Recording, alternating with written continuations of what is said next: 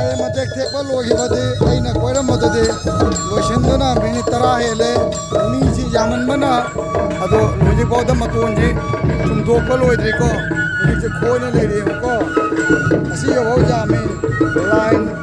अनि थोक सुक चोब ग्राउंड लाइन अनि थोकदबा मिचंग नि चोंगिसे असिगै जिगा अइना कोक चिंगना लाइन मते खेबा मपुंग भान मंगमिसे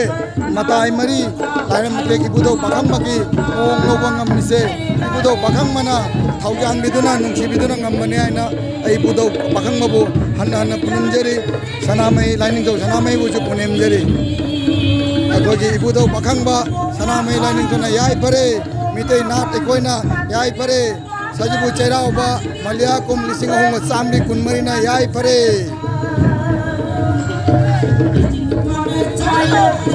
चलो जी को मतोन जे मतोन कदाय जने को मतोन सिगने मतोन सिगने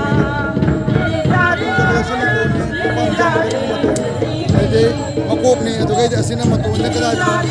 सिगने ने लाय मतेक तेग जसि कुना मंगमिसे इबुदो पाखंबा मसम लाइनिंग सनामिना गुबिना ngamne याय परे याय फमिनरसे